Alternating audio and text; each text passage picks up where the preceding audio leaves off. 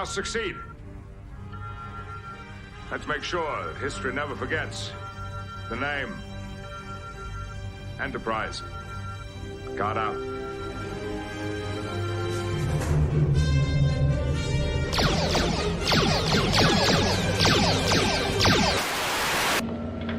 Our lives are different to anybody else's. That's the exciting thing. Nobody in the universe can do what we're doing. Greenville, I am calling battle station. Anything can happen in the next half hour.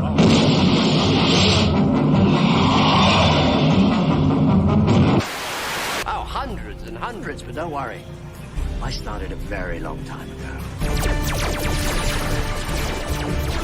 Calling the War Council of Gallifrey. This is the Doctor. You might say I've been doing this all my lives. Good luck. Stand by. Ready. Commencing calculations. Zoom me there. Across the boundaries that divide one universe from another. Got to lock onto his coordinates. And for my next trick, I didn't know when I was well off. All 12 of them. No, sir. Ah! All 13!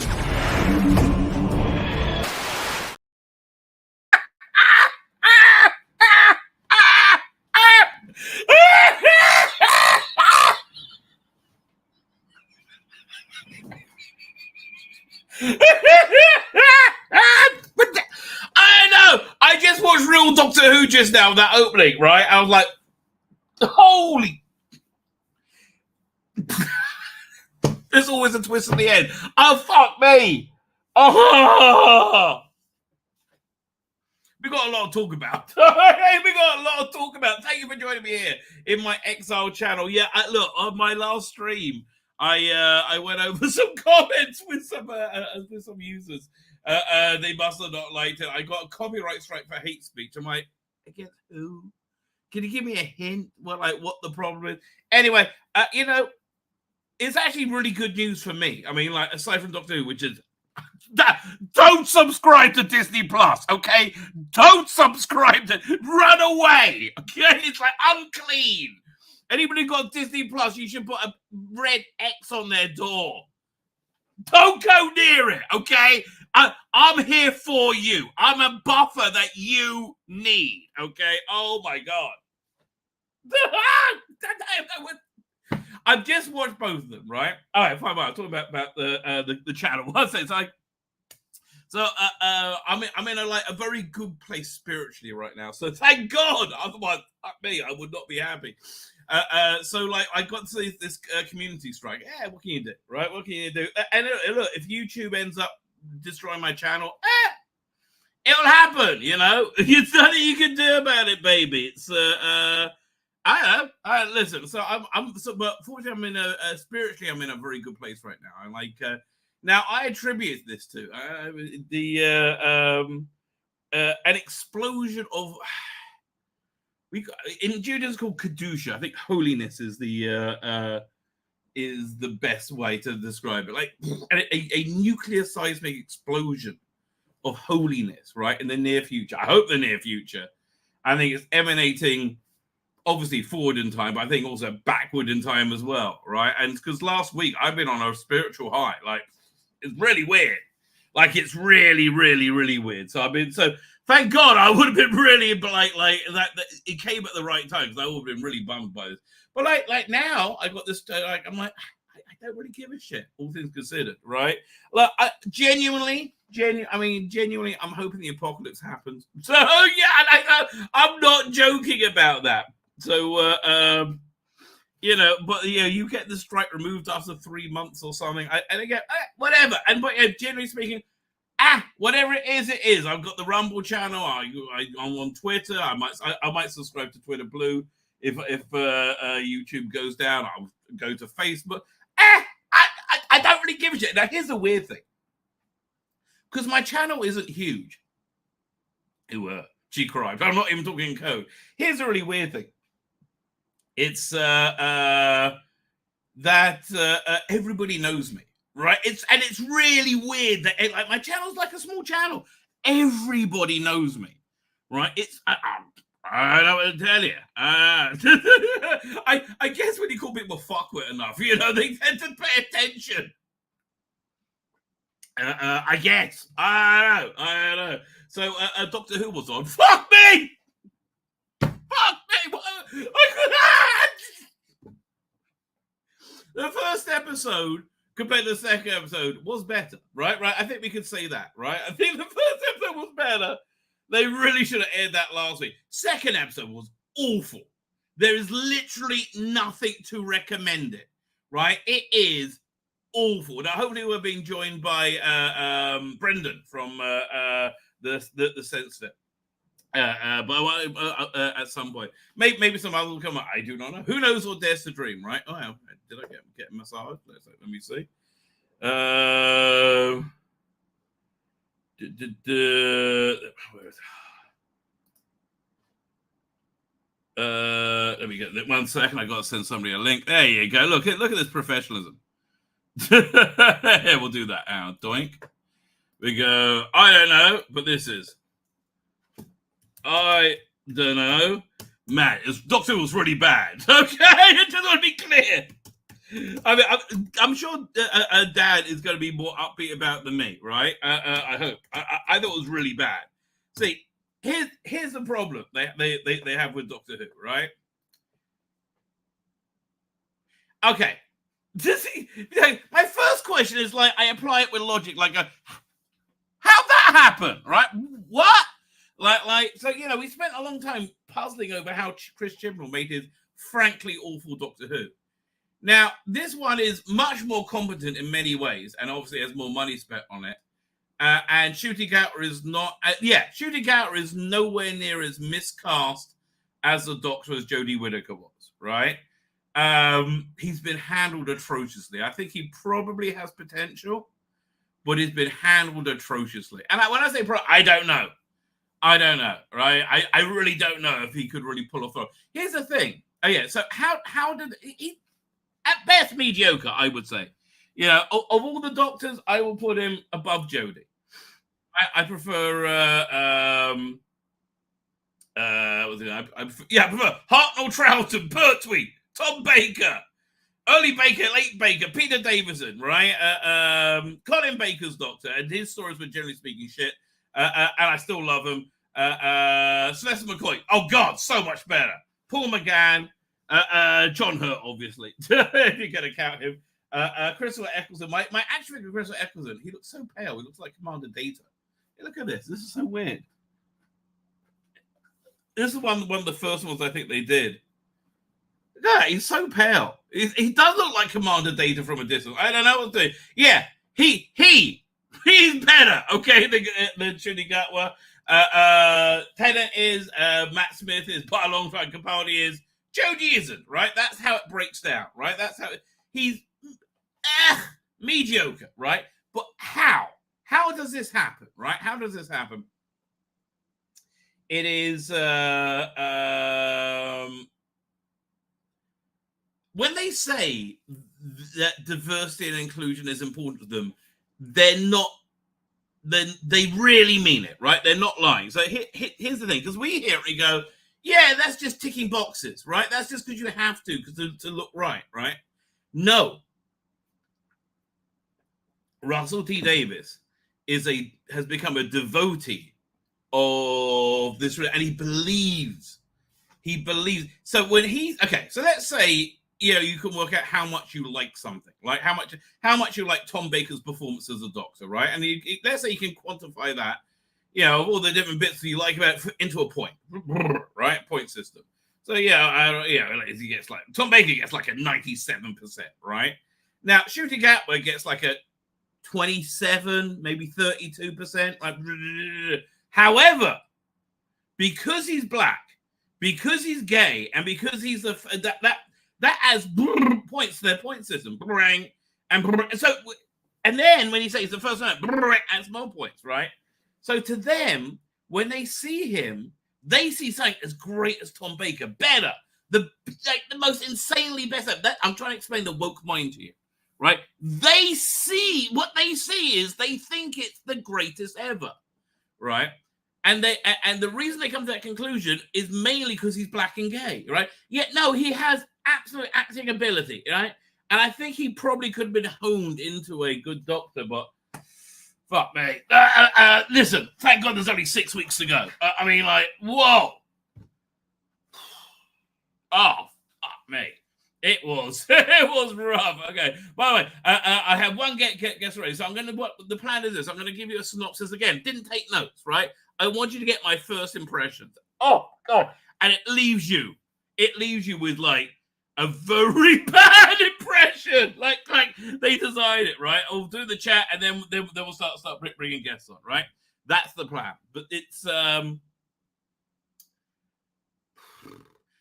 again, second episode. There's really nothing to recommend, I would say, other than the costumes, even the special effects. Quite frankly, and the Beatles. Oh God, when they move and talk, they're even less like the Beatles, right?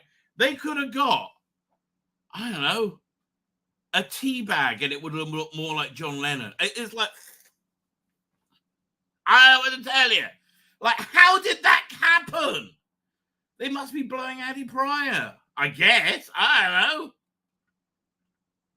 There was certainly no acting fucking ability on evidence on screen, or ability to, convince you're one of the Beatles. Like, Paul McCartney was fat and Asian in this weird alternate universe. Like, why? Why was Paul McCartney fat and Asian? Why is that happening, right? She looked very good in that costume. That definitely is better costume. Fine. Okay, fine. I'm trying to deconstruct it in my head. The first episode is very simplistic, but okay, let's go to general vibe first. Here's what they're going for. Harry Potter replacement, right? Harry Potter replacement that's super diverse and super gay, right? But yeah, it is 100% Harry Potter vibes, right? And genuinely, with both episodes, right?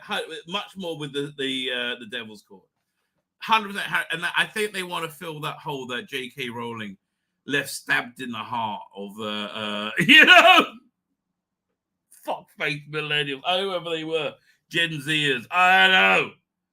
Oh, it's really bad. Okay, I don't want to sugarcoat it for you. It's really bad. Fine. So here's the plan. That's the vibe they're going for. Super gay Harry Potter replacement, right? That's 100%. So the first episode, you have you've seen all the clips essentially. They go. Millie Gibson goes in the TARDIS. Millie Gibson is the only one relatable as a human being in this whole thing, right?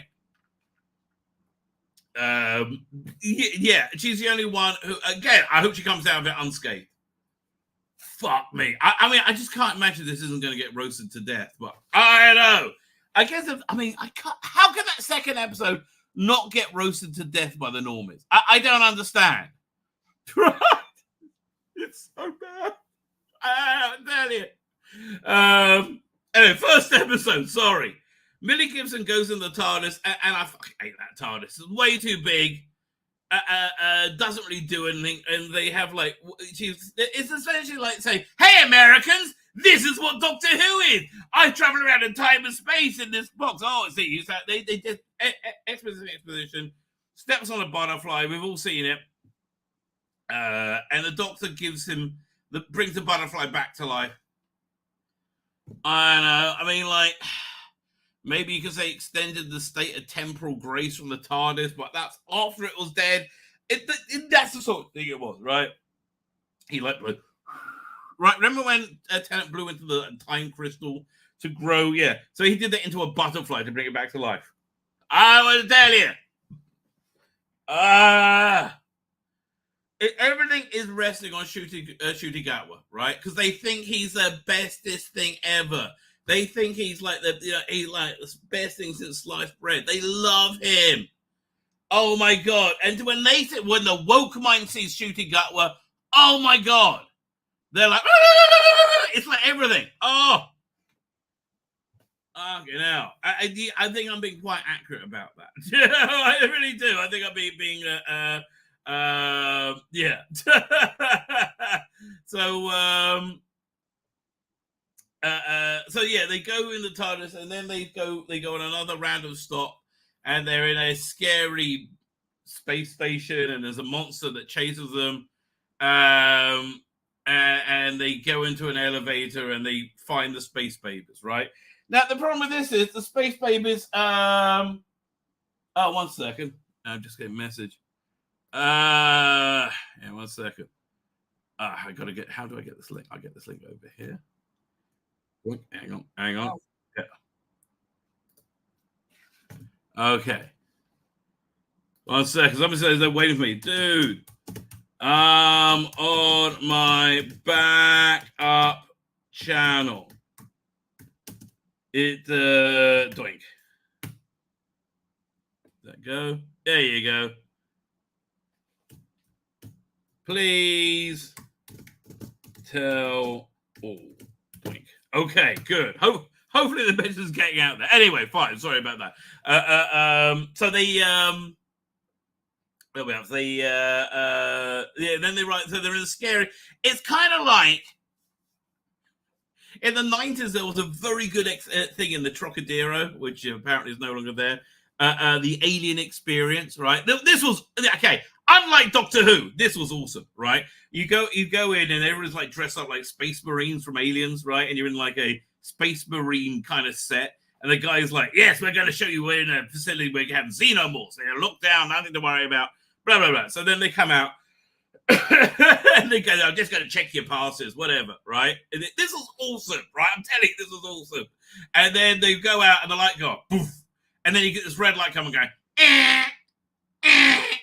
it's just like you're in Aliens. That's awesome. He comes in with a big gun, says, they've broken out. Follow me. And he takes you running up and down corridors, right? And occasionally you see an alien and he's like, there's a great strobe light when he's firing at it. It's fucking awesome, okay? It was awesome. So anyway, the point is, what they're running through with the monster looks kind of like that. Like they spent all this money on it. For what? Like for what? Fucking hell. Anyway, then they go upstairs and they meet space babies, right? So they're babies that can talk badly. And I'm like, I'm sorry, the special effect failed. I think it was the sound mix that failed. It just didn't sync up to the baby's lips. It just failed. I'm sorry. And like babies are super cute, right? And I think babies are cute as well. Don't get me wrong. But like you think they're like cuddly little bouncy ball playthings that before you've had them. Once you've actually had them, you have I'm not saying you don't like it, just like they were clearly presented like, you know, the all new Snoo. Remember that? They're supposed to like Cabbage Patch dolls. It was like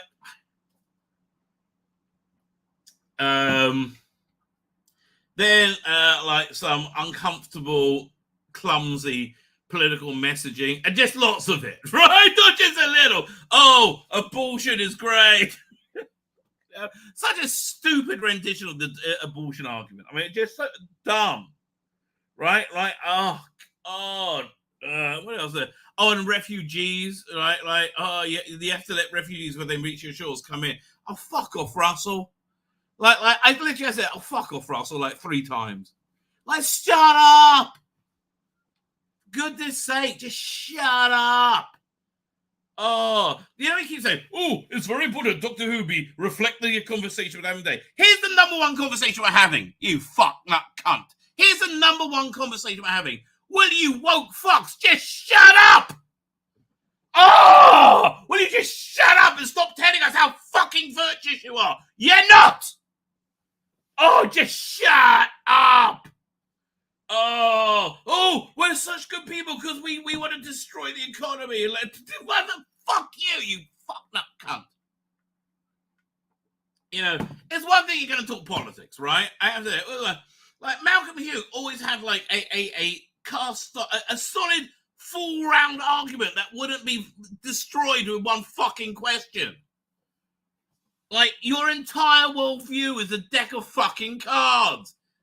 And you know what? We can agree to differ. I was ready to be wrong. All right, I was ready for I didn't think Biden would be a disaster that he was. I mean, nobody did.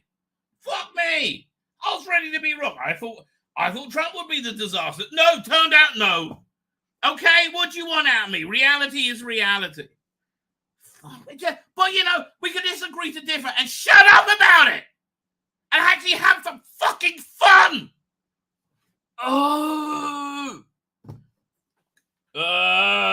Anyway, but no. So do a bit of that. And this is a better episode. I want to remind you, this is the better episode. By the way, I've been exiled on this channel for a week. Please hit that subscribe button, right? This is where my content will be, also on YouTube, also on Rumble. Subscribe over at Rumble. Because listen, there's going to be a lot to talk about this week, okay? There's going to be a lot to talk about. Anyway, then they work. Oh yeah, so the babies were deserted there by an evil Tory government. Yes, that's what it was. The evil Tory government deserted babies to die. Not that the messaging was so intense. Anyway, the doctor then works out a way. Firstly, he works out what the monster is, and it turns out first it's a bloodthirsty, horrible monster that wants to kill them. Then it turns out it's made by the spaceship, the space station, out of their kids' bogies to make a bogeyman. Oh God! I have to tell you, when Capaldi interacted with children, it was magical, right? When Tom Baker interacted with children, it's magical. When Judy Garland interacted with children, it's creepy. Okay, just stop with it. It doesn't work. Okay. Yeah, it just doesn't work, and it's always all about him. I'm great. Oh yeah, they lean very much into actually, to Russell's credit, I will say this: that this reinvention of him and being an orphan works very well, right? Forget the origin. Like, I'm thinking as a normie coming in from nothing, right? Okay, I'm thinking with two brains. Let's say I'm a normie coming in from nothing, right? And there's me with my intense Doctor Who knowledge, right? That aspect of Doctor Who doesn't feel like an abnormal development of Doctor Who. The way it came out, it was abnormal, but the way Russell's running with it actually works quite well. Just as on a storytelling level, right? Yeah, it means time is. Look, to me, actually, it sounds like this, right? The whole backstory stuff. It sounds like there was some other thing than the Timeless Child, right? And whatever destroyed Gallifrey that actually did destroy Gallifrey. In between, right? It doesn't seem like he's describing, the Flux or whatever, or whatever it is. I don't know. I don't think any of that happened. Right? That doesn't make sense. Anyway, it doesn't really matter, right? That's the bottom line. It doesn't matter. So, the monster's made out of bogies and it's a bloodthirsty monster. So you have a woman who stayed behind in secret to look after the babies to make sure they got fed, because the Tory government wouldn't do that. Because, they only care about babies before they're born. Oh, fuck off.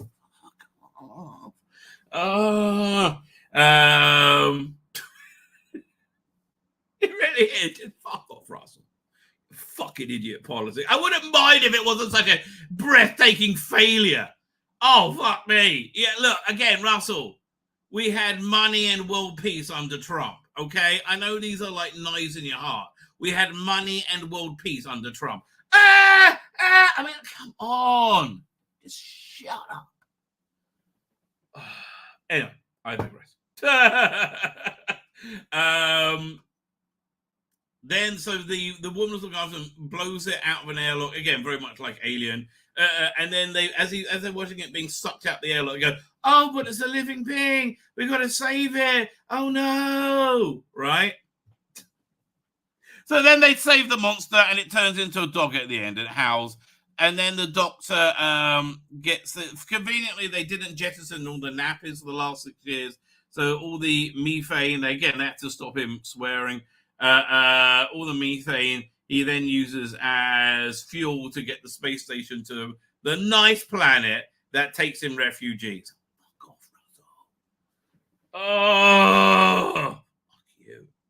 Like, really, do you want to have this conversation? Right? Do you want to have this conversation about refugees? Really? I'm happy to actually talk about facts with you.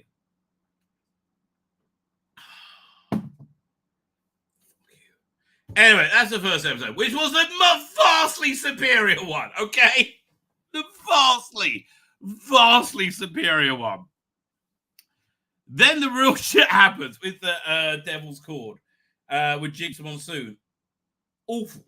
I'm just like awful. I mean, again, looking at the hit, here's what I think, right? I think Russell and crew, I think this era has an incredible arrogance to it, whereas I think his original run had incredible confidence to it, right? And that confidence, I think, was all like frankly, until they got through the first season, right? But this is a very arrogant production because they expected this to be as popular as Harry Potter, that to replace Harry. They thought this was going to be in the stratosphere, right? And Shooty would be beloved by everyone, right? They that's what they thought was going to happen. As far as I understand it, it hasn't even it hasn't gone anywhere on Disney Plus, right? Yeah, 1 second. I think we open this up. Yeah, not looking good. Right, not looking good. Here, we just share this. So there you go. How's it going there? Desperate Housewives, Doing Better, Criminal Minds, Shogun, How I Met Your Mother, Family Guy, X-Men 97, The Simpsons, Modern Family, Grey's Anatomy, and Bluey. All doing better than Doctor Who. Yeah, because someone's going to look at this and go, what is this shit? So, firstly, listen, you got to understand, why did the Bud Light boycott happen? It was partly because people were sick of being lectured, right? But mainly because Norman's actually got to look at somebody who was clearly a male dressing as a female. And most people find that very off-putting, right? And they just do. I'm sorry. I understand in your gay circles, right? Yeah, it's all groovy, baby. What? Because anything adults do in private is fine. I had no problem with pantomime dames, right? I know about this. It's just got out of hand, right? So look, this is. I just found it very off-putting, right? Like in the same Dylan Mulvaney way, right? Which many people find him very off-putting, and I don't think it's prejudice, right? It's just like what? Right? So there's that going on, right? The villain turns up. It's a silly magic, witchy villain that has magic powers that doesn't make any bloody sense, right? But okay, it's the daughter of the celestial toy maker. So when he's entombed in salt, which I forgot about, she got let free, right? Or they got let free. That's the first thing. They introduced pronouns. Definitely masculine, definitely they, right? Okay, fine. So they, them, whatever. And it's just like a very weird, like, I don't know. It's like a villain. Okay, imagine insane, super powerful, magical Nazi gay rapist. That's the vibe that Jinx Monsoon gave off, right? Yes, that's what I did. This was. Like, I was like, oh God. And it's like terrifying, but not in the right way. So the plot of this one is they go to 1963. They change clothes. They spend time changing clothes. That was probably the best bit of the episode, watching their new outfits. That blue suit is so much better on him than his regular gay club, gay friend, fuck bunny outfit. So they go to Abbey Road, hear the Beatles recording their first album. They start recording. It's nothing like the Beatles, right? Just like it sounds nothing like the Beatles, it looks nothing like the Beatles, right? So this Jinx Monsoon is maestro, and she sucked up all the music in the world, and now she controls all music, and nobody likes music. And there's like Cilla Black, and she's shit, and nobody's doing. Everybody hates music, right? Because of this weird, I don't know, pantheon of gods, right? Which is just, I'm sorry, it's just shit, right? Bottom line, it's shit. I like Azal, right? You know, the demons, right? I like Sutek, Last of the Osiris. They were good and super powerful. This is just silly, right? It's just so they have this power. They can make physical notes that are like plastic mesh, essentially, and wrap you up in them and suck you out. Yes, you do get impression Jinx Monsoon wants to wrap you up and suck you out, right? Yes, exactly. I'm not up for that, Jinx.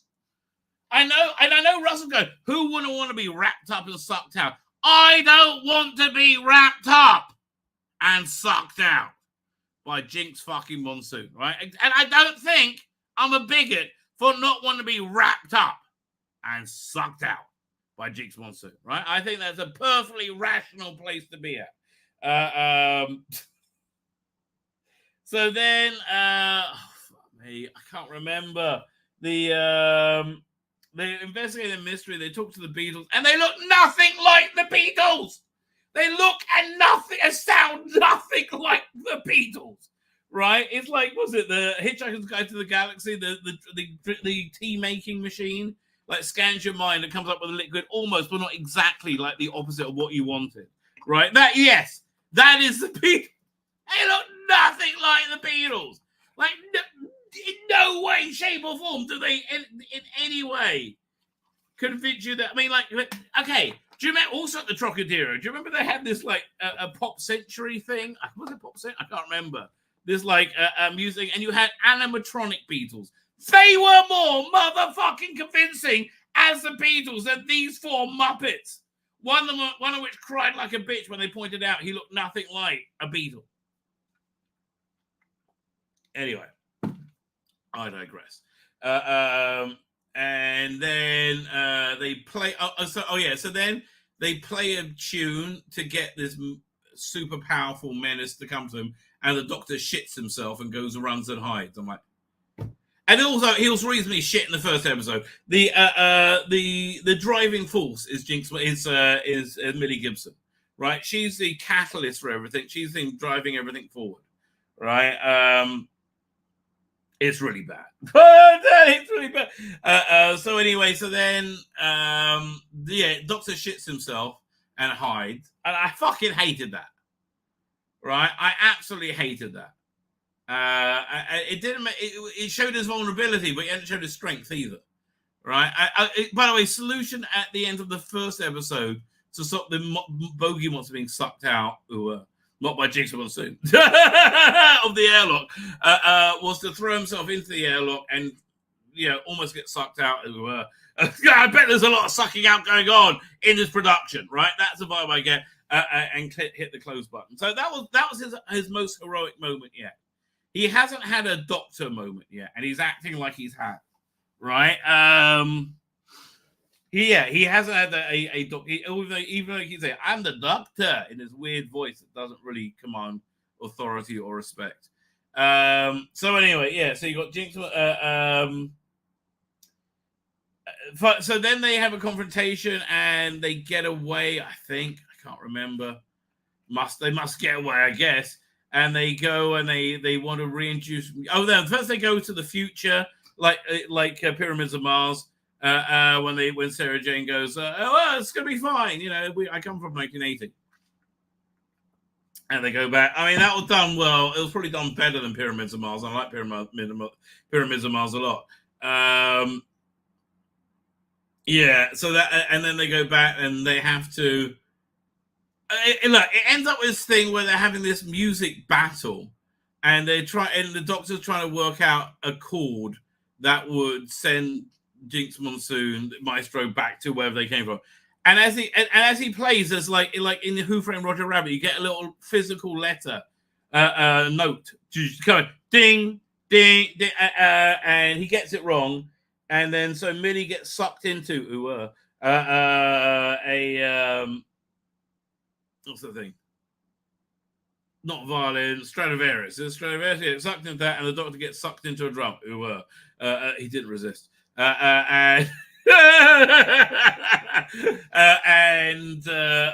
he gets sucked into the drum.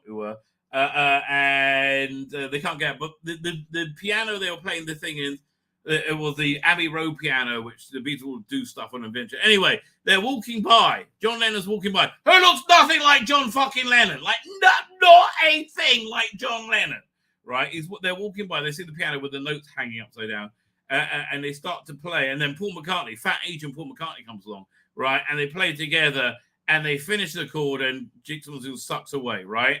Right. So then it gets worse, right? It's so bad.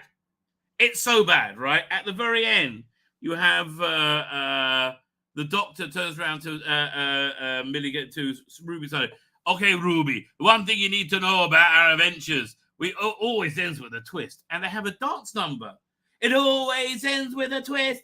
It always ends with a twist. And they have a fucking dance number. I'm like, do they have it on YouTube? I mean, they must be proud of it. I'm assuming they're proud of it.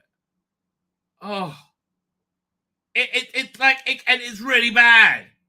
Like, it's really genuinely bad. There's nothing good about this whatsoever. No, they don't have the twist. It's so fucking bad. Like, I want to tell you. I mean, it's shit beyond shit. It's breathtakingly shit, right? It is. Oh, here, 1 second. Let me pull up an image. Disney Plus. Disney Plus. Could I appeal? Could you hit the like, share, and subscribe? Especially the subscribe. I am on my exile channel for the week. I've been a bad rabbi, and I enjoyed it. 1 second. I'm trying to get an image going here. No, not that. Oh, there we go. Doink. This comes over here. There we go. Doink. She cried. Really? That didn't work. Here, and I've got to click on it, I guess. Instagram. Okay, honestly, I'm sick of seeing shitty fucking cut. Where was this image? Oh, here we go. I'm just trying to get here. Your cosmic. I don't want to rate it. I just want. Okay, copy image. No, I guess not. Okay, we're fine with this. Okay, I can say I got a thing extension. Let me save it. Okay. Oh, that was really annoying. There you go. Really annoying is how I would describe Doctor Who. It's shit. Oh, I haven't seen it. How people responded to it. I'm assuming most people think it was shit. It was shit, right? It was shit. All right, let me get through the chat. Anyway, yes, subscribe because I'm over here for the week. Who have we got here? PD Richards here. Peter Rich, thank you for joining us. Kelly Lynch is here. Hi, am I supposed to be here or at the other way? No, you're at the right way. I'm too old fart to be like me like this. Well, I'm sorry. What can I tell you? These are the vicissitudes of YouTube. Watch Will of the Fans earlier, and some reason Mega Keith's catchphrase comes up everybody comes to mind. And not wishing everybody good luck. Good luck, everybody. It's shit. That's Colin Archer. Doing Colin Archer. When it's being broadcast, I was stuck in a medical observation tent. Bloody hell. Slowly succumbing to a zombie virus. Still not sure if I didn't get the better. You definitely got the better of it. Until, right? Matthew Barrow's here. R.I.P. Doctor Who. Yes, Darren M is here. How are you doing, Darren M? Thank you for joining us. Please, as he says, hit the subscribe button. That'll be fan Dabby Double Dozy. That was also David Mullen. You are right, sir. Frankly, I was disappointed, a little angry, and yet relieved in a way. It freed me of the dilemma of watching this. Look, I'll watch it for you. It's so not worth it. It's so not worth it, right? It's like, I was not impressed. It seems clear to me that they were casting and producing the series for themselves. Yes. But they think they're everyone. But they have no interest in the outside, what the outside doctor wants to see. It started and the wheels came off roughly 20 minutes in. What is this nonsense? That's such the correct response. Fly Highland is there doing Fly Highland. Yeah, I'm here for the week. Copyright strike. What can I do? Not copyright strike. Community strike. Apparently, according to the cast report, is might be hate speech. ODS starters is there doing ODS starters. There we go. Now, fine, whizzing through the chat. Fine. One thing that was very evident, just how very Disney and American it was on a production, very saccharine, very whimsical, very camp. Now, they were discussing on Dan's channel the other day if you can have gravitas and be camp. And I thought, yeah, two things. Simon mentioned Kenneth Williams, and which is an interesting take. And I thought Quentin Crisp.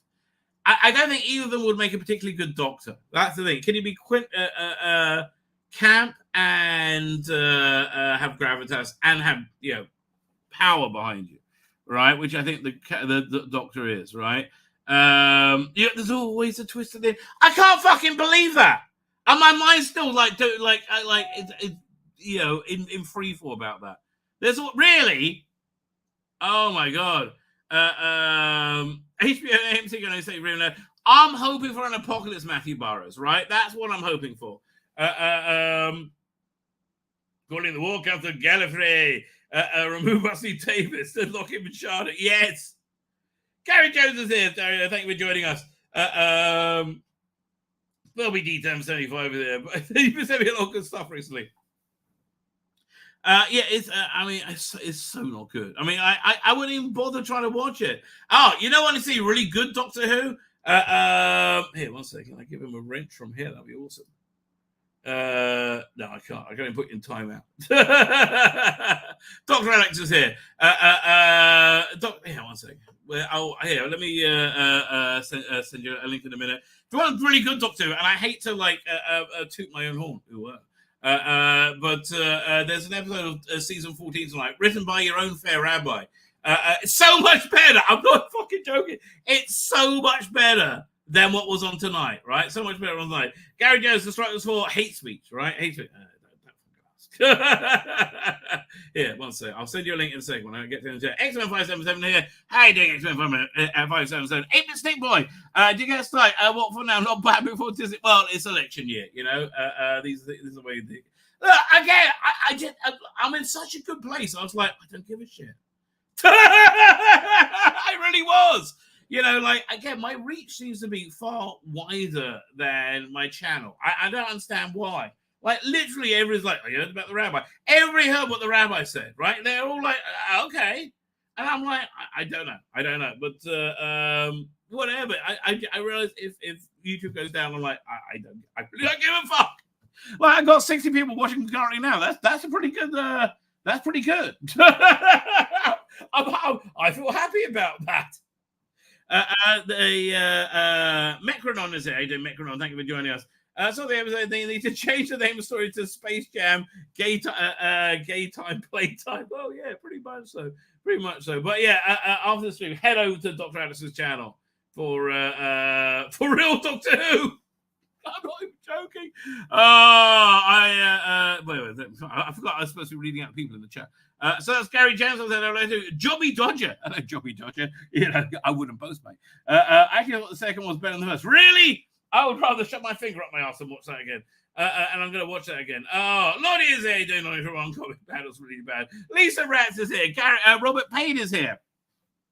And even survivors of watching the episode. Oh, they don't bother. I mean, like, really? I can tell you, don't bother. You don't have to bother yourself, right? There's no need. There's absolutely no need whatsoever. There's nothing there worth watching. I don't know what to tell you. It's really shit.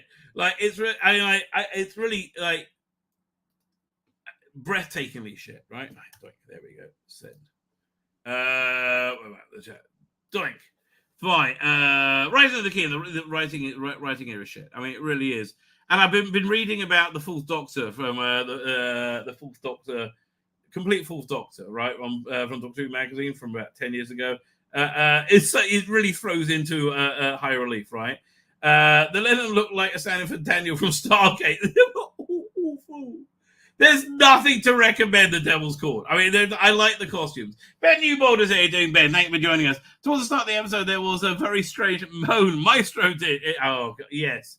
Yes, absolutely. Michael Q is here doing Michael Q. Hello, Rabbi. Oh, boy. I know. I mean, like, it's worth going back and watching the start of the stream. Because it does not just, I was laughing incoherently. Because it was like, because I just watched really a good bit of Doctor Who, right? Alien War at the Trocadero. Yeah, got flooded out and turned into Quasar area. Yes, so I heard.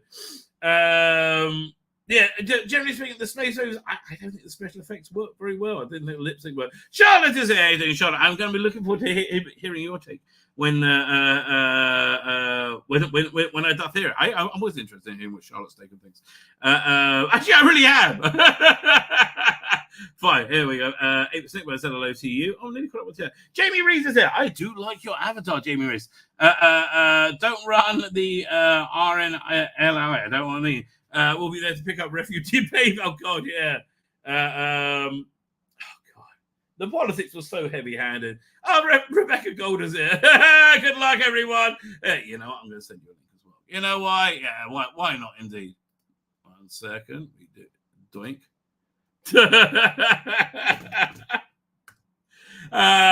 It was really genuinely missable. If anybody can send Charlotte a link, I don't know how to get in contact with her. And it's not because of a restraining order, although it should be. Where are we up to? Oh, you're here. Okay, fine. Everyone's here. Fine. Okay, I'm caught up with the chat. So let's stop bringing. You know. There's only so much one Rabbi can bear.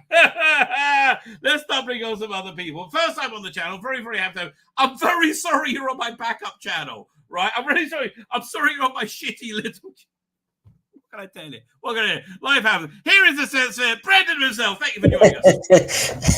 Well, thank you for having me. With all your talk about SUK all the time, I thought we're suckers for watching the blooming thing. Oh, we are. It was so bad. I don't know. Listen. The first episode, I was like, okay, mate, this is just, right? But I really hated. I really hated every moment of it. Oh, I really did. There's too much wrong. Where do you start? I mean, honestly, oh God, what do I do? Skidding TARDIS, sonic screwdriver that now solves the universe. I mean, it links to iPhones. They even start bothering me, right? I mean, there's I was like, a skidding TARDIS, fine, whatever. You're doing it here, but like, I just. How I like everything rests on Shooty Gatwa, right? Everything rests on Shooty. What it seemed to me is you had everyone talks about, every review is saying the Shooty and Millie chemistry. Yeah, they've got chemistry, but it's not talking to the audience. When they're swaggered in the Devil's Court and they're swaggered in the TARDIS with their new outfits on, the swagger was to each other. They're giggling at each other. They're always having fun with each other. But the audience is watching going, when are we included in this? There's no talking to us. It looks like a production that is so smug, so happy with itself.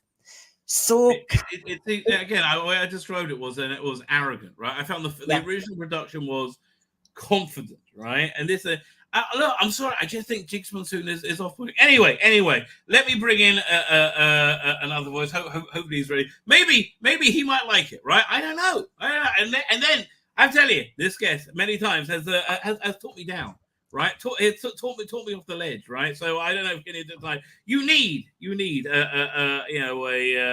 stout heart to do such a thing, and they don't come stouter than Birmingham's King of the Geeks. It's Dan Hadley. How you doing, sir? Hiya, guys. You okay? Had a good night. Hi, Brendan. Good to see you again. I just hearing you backstage. I absolutely fucking loved it, all of it. I thought it was wonderful. Yeah, you loved it. There's always a twist at the end. So much so that I heard you guys talking. I thought I better dip on this. I have had the best day watching these episodes. The best day. Really? I'm absolutely buzzing from both of them. They were outstanding, and I'm not going to give a review here. And so it could be best if I say my if I say my yeah. But I was curious to what you're going to say. I absolutely fucking loved it. I was wrong about Shooty Gatwa. He was excellent, and I just loved pretty much every minute of both episodes for a multitude of reasons. I'm glad we have a better panel.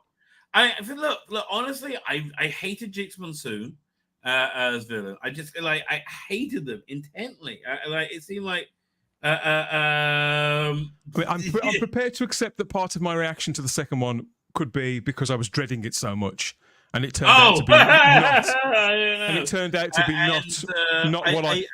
not what I thought. I don't even think that was a musical episode. Nobody sang until the last 3 minutes. And what was the song number at the end? That was shit. I thought it was fine. It's not my it's not to my taste, but I thought the song was pretty good, and it was. I think if you like, I can't give my review here. I can't, but I do think that if you like that kind of entertainment, which I don't really, then you'll probably like that. I thought it was. You mean what? If you're flaming gay in Russell's Little World? No. In all honesty, I think there are people who do like that kind of. I don't think it was that gay. I don't. Really? Yeah, I don't. Do you know what it reminded me of? I think now we're buying into the trope here that the gay community have claimed musicals. Musicals were around. The gay community do not own musicals. They kind of own Eurovision, but they don't own musicals. I don't agree. I don't know if it was a particularly good musical, but it didn't put me off. I felt it really jarred. But guys, I think I will dip from this because I can see by the looks of it. Okay, fine. I don't want to be. I'm glad you enjoyed it. All right, I've had the best day, and wow, I'm like really, I'm amazed. I feel very, very strongly that Doctor Who's back, and I'm really shocked by your reaction because you really like the Church on Ruby Road more than I did, in fact. But I loved them both episodes, and I've really got anything else I can say. Particularly if Ian's coming on. Ian won't have watched it, but he'll hate them anyway. Well, that's true. Is Ian coming on? I sent him a link. Yeah, so it's a big thumbs up from me. Doctor Who's back. I was wrong about Ncuti Gatwa. And really looking forward to. I'm looking forward to watching them again, and I'm really looking forward to Boom next week as well. Okay, I'll see. I'll catch up with you both soon. Okay, I'll catch up with you both soon. See ya. Bye. Wow. Okay. Well, I love them. I did actually think. I was waiting for him to say the but, and I'm surprised. I'm in shock. Did you remember Hanna-Barbera did Josie and the Pussycats in outer space? Do you remember those 60s cartoons? That's certainly how the end felt to me. Yeah, well, to me, it was like that. You have a drama. Well, sorry, there wasn't much drama in it. You have an adventure, and then in the middle or near the end, they all get their guitars out and they do a sing-song. And and to be honest, let's be honest, add the two episodes together. That's 1 hour, 40 minutes. 1 hour, 40 minutes. It's movie length. It's classic Doctor Who length. And it's not the sum of its parts. To me, RTD, the clever bit is he always tries to put an emotional stepping stone in here and there. So keeps you hanging on. So you'll see, for example, the TARDIS at the end on the screen, and he's trying to work out who Ruby Sunday is and all the rest of it. And he's hoping you hold on to all those threads through all the rubbish in between. And it has to be put together more cleverly and more. Somebody said to me today that was a love letter to the 60s. It wasn't a love letter to the 60s. Well, it was a love letter to Rusty Davis. I mean, it was crap. Yeah, it wasn't a love letter. The love letter to the 60s was An Adventure in Time and Space by Mark Gatiss. That was much better. Yes, I agree with you. I agree. There was nothing to do with the 60s. I mean, again, it was a love letter to Jinx Monsoon. I can understand why Rusty Davis thought Jinx Monsoon would be good, right? It was... in his world, that's cool, right? I think most people are somewhat put off by somebody clearly male dressing as a woman, and I understand he probably wants to change that, but it's still how most people feel, right? I don't know, I can't imagine. I don't know, maybe it will take off. I don't know. I'm so shocked that Dan liked it. I'm thinking that I just can't imagine the Normans are going to like this at all. Did you think the Maestro, for example? To me, I thought I was watching Doctor Who meets a 1960s comic strip Batman. It was like the Joker. Yeah, absolutely. It felt so out of character for Doctor Who, right? Like so deeply out of character. But there's one person, right? There's one person who knew what the right thing to do from the beginning was, right? Who's that one person? He had to be a geek to really work this out. Not just any type of geek, but a mega geek. How are you doing? So thank God I didn't watch it. Do you know what? Fuck me. My brother watched it though, and he was in the living room, And so I had to go and get something from the kitchen, and I went in. Okay, so he's a normie. What did he think? He didn't like it. I went in and I had to pass the living room, and the TV was on, and I saw them dancing, and I thought, thank God I'm not watching this shit. Okay, let me tell you what happened, right? Yeah. They finished the story, and then Shooty looks at Millie and says, one thing I'm going to tell you, Ruby Sunday, about my adventures, there's always a twist at the end. And then they do a song like, there's always a twist at the end. God, thank God I didn't watch this shit. I like what do you want? It's like shit. I don't know. And like, there's nothing to recommend. That said, Dan loved it. Yeah, well, Dan's a Doctor Who fan, and you know, So I mean, but everyone's entitled to their opinions. Let you know, if he enjoyed it, enjoyed it. What can anyone say? But you know, he's gonna have a tough time moving forward, though, with this Doctor Who. They're not getting a third season. I think, okay, here's what I think they thought would happen, and here's what I think is going to happen. They thought people are going to see this word, oh my God, this is so fun. It's out there. Oh, it's so cool. And I love shooting. Yay. And people are going, what the fuck? Leave me alone. Essentially. Starry, can I send you a link as well? Do you know what, mate? I know a lot of people say they didn't mind Doctor being black and stuff like that. But me being a man of color, I think it's an insult that the Doctor is black. I don't think the Doctor should be black. I think race swapping is terrible. You know, if you're going to create something for a man of color, do something original. Don't jump on something else that's been established for X amount of years. I think it's wrong. But that's just my opinion, right? And I didn't think Doctor should be a woman either. So there you go. You know. Look. I always look at Battlestar Galactica. Right, as the example the new series, the example of gender swapping, for example. Right? Oh, where's my manners? Hi, Brendan. Sorry. Sorry, Good to see pal. you. I've seen you a lot in Type 40. Good to see you. Good to see you, pal. Sorry, carry on, Rabbi. Sorry.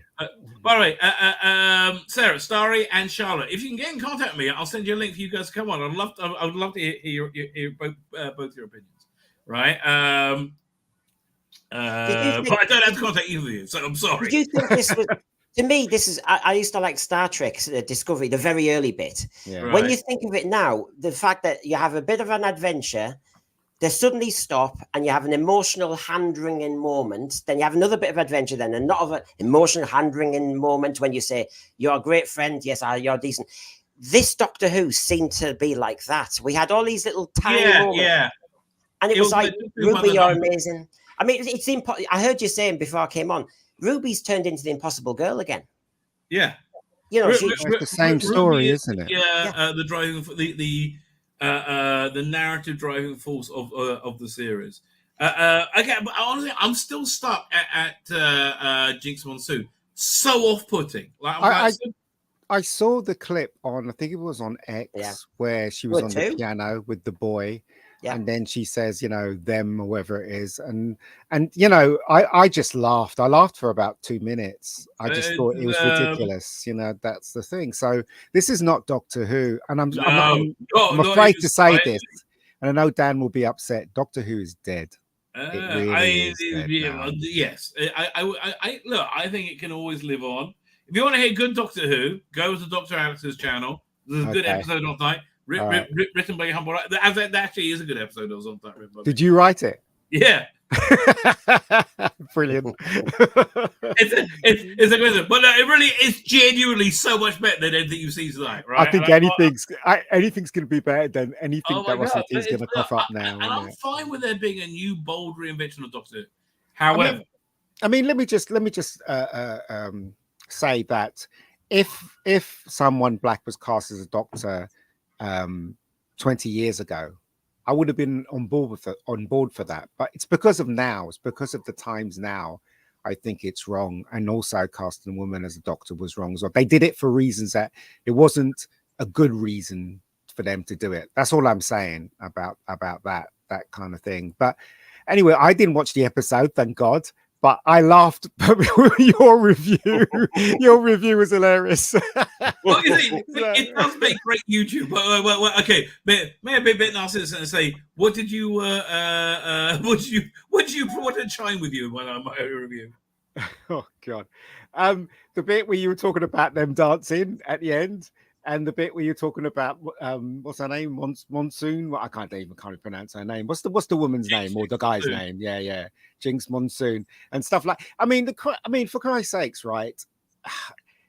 I don't know how to say this. You have 2 episodes of Doctor Who, and then you have the Eurovision Song Contest. Oh, that all meshes, doesn't it? Well, I can just say everybody's like, please don't give Dan shit. Nobody give Dan shit. They like. He's allowed to like it. Everybody's going to be exhausted with that, though. That is just too much. I had a headache after Doctor Who, and that's my favorite not if show. you're gay and on poppers and in a club, like in between fucking strangers. Then that's not this Doctor Who's made for, right? This is what. RTD must be in heaven. He's got the Disney budget. The effects were fine. The space station, all that. To do a time gag with the dinosaurs at the beginning, unnecessary. For the sake of a joke, he had all that done. I tell you what, this is indulgence off the scale. What was that?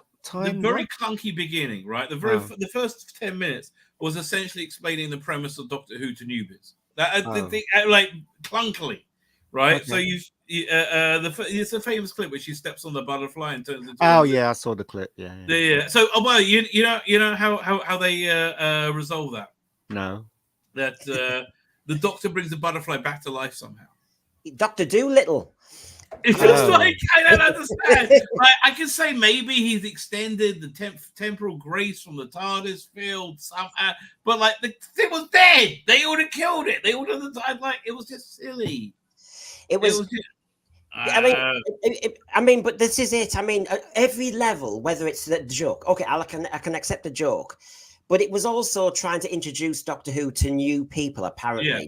And of course, the Doctor can't interfere. What does he do? He gets Ruby in the TARDIS and he says, I cannot go back to when you were born and finding your mother and all. I cannot do that. But he can bring back a butterfly and change the whole of time. It's a joke. And then suddenly he's serious. I'm sorry, the inconsistencies. The only thing, it was just tonally all over the shop. 1 minute. Yeah. I mean, it was just, I have to say, Jeopardy in Doctor Who has gone. It is not a drama anymore. It's a series of stunts. I can see why it was put next to Eurovision, because it's just a series of acts. It's just that moment, that moment. Going together. Right. Again, look, I think they would have done better if they had the first episode last week, frankly. Because that first episode was anywhere near as cringe-inducingly shit as the second episode.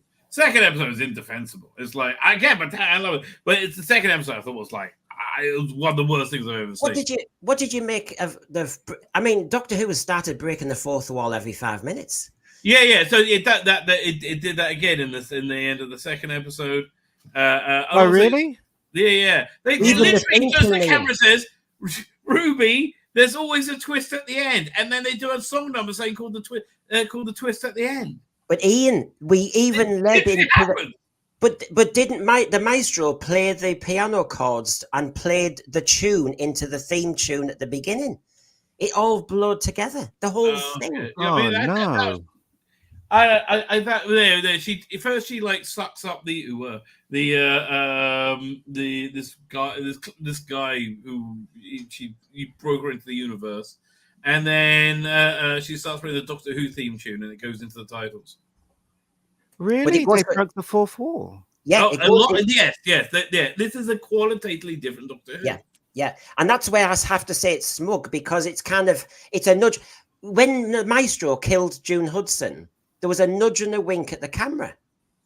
Yeah, exactly. Who's June Hudson? She costume designer for Tom Baker's final season. Oh, that's who she was. Yeah, I didn't. Oh. Yeah, now you say I remember. Yeah, It's in jokes. It's in jokes. It's just smug. I would say arrogant more than smug. Oh, no, this doesn't sound like Doctor Who at all. No. The first episode, I can kind of see the DNA of Doctor Who somewhere there, right? But not really. I mean, please tell me that the babies don't talk. Do they talk? Oh, babies do talk, but they do it badly. It's a shit effect, right? It totally doesn't convince you. I like everything I'm sure. It totally doesn't convince you in any way, shape, or form. It's real. But they don't know what to do. I mean, there's one nanny who happens to be an accountant, the most amazing accountant I've ever heard of. This accountant who stays on the ship, looks after them, puts all the nappies in one place, and then in the end, the nappies methane propels the spaceship. This is the level of his clever, award-winning writing. We've come down back to Slovene, back to burping wheelie bin. We've gone back to okay, that for level. me, I liked all that. But you see, I think that all works when you have it in context of a relatable show with okay, everything is resting on Shooting Out with shoulders, right? Everything. And How was he anyway? He was good. Yeah. Okay. I described it at the beginning like this, right? The people who are into DEI, like diversity, they're not just saying it; they actually believe it, right? So let's say you can make out the points of how much you like Tom Baker, right? Tom Baker's Doctor 97, right, out of 100, right? So then, if you can translate into a point system, so Shooting Gatwa, you watch him, he's like 22, 30 maximum, right? But then, because he's black and gay, adds on 50, right? And he's like the first one ever to do that, adds on another, right? And so when they watch it, they believe he's awesome. They get, he's the most awesome ever, right? Because and they believe he's the most awesome ever, and they're insane. Right. Well, even some of the reviews were saying that. They said this is probably going to be one of the best Doctors ever. Now, I'm not knocking Shooty. I have to say, him and Millie kept the stories kind of ticking over because there was nothing else really. I think Millie did. I don't think he did. He has this big monologue with the baby at the beginning. Oh yeah. And say, "Oh, nobody grows up wrong." Right? Yeah, nobody grows up wrong. So yeah, you should definitely cut your balls off if you feel like it, right? He doesn't, but like nobody grows up wrong, and there's so much like clunky political messaging. Because the baby said, "Have I grown up wrong?" And that's when he did his speech. And he said, is there political messages in it as well as know there is. No, I don't. I didn't watch it. You know there is. Don't act surprised. The best bit is there's a planet out there that takes refugees, isn't it, Rabbi? Yeah, there's the good planet. The good planet takes refugees. Yeah. Okay. So the plot of the first episode is they had a space station that grows babies, like artificially inseminates babies and creates babies, and they were defunded, but they weren't allowed to turn the baby making machine off. Essentially, the evil Tory government made the babies die, right? And one person stayed behind to keep them alive. Okay, so it's got political messages in it. It's got the message in it. It's got they break the fourth wall, and it's clever. It's genius. It's very high level sci-fi. If you keep every bogey, you can make a basement spaceship. What? Yeah. They make a monster in the basement. With of the space station, and it turns out, firstly, it's a blood-curdling monster that terrifies them, right? Terrifies the Doctor. Doctor shits himself and runs in terror twice. What? Oh no! How did you say this in your review? He ran away from what? What did he run away from? He ran away. First, he ran away from the bogey monster, but then he ran away a lot more from Jinx Monsoon. He was terrified of Jinx Monsoon. What? It was because the monster hits 17 hertz decibels or something, and that's the level that scares people, even the Doctor. Yeah. So anyway, they work out he's made out of bogies, and the woman in charge tries to flush him out the ship, just like they did in Aliens, and then they feel bad because he's a living being, and they try to save him. And the Doctor jumps into the open airlock and manages to close it. I thought you were scared of him. Yeah, but then he wasn't. Okay, now you realize he's just a guy. He's the bogey. Okay, so let me get this straight, right? So they break the fourth wall. Yep. They sing. And the Doctor is scared of a monster. The monster's made of bogies. Yes. Yep. Literally. Okay. Yep. You have the computer wipes the baby's noses, right, and takes the tissues down a chute, and they take the bogies and they make it into a monster, and they made it into a monster so they would because they know children like fairy stories with bogeymen in it. And this is And this is the doctor who said, I can't allow one unique creature to be destroyed. And yet, in remembrance of the Daleks, which we all loved, he was happy to do genocide of all the Skaro.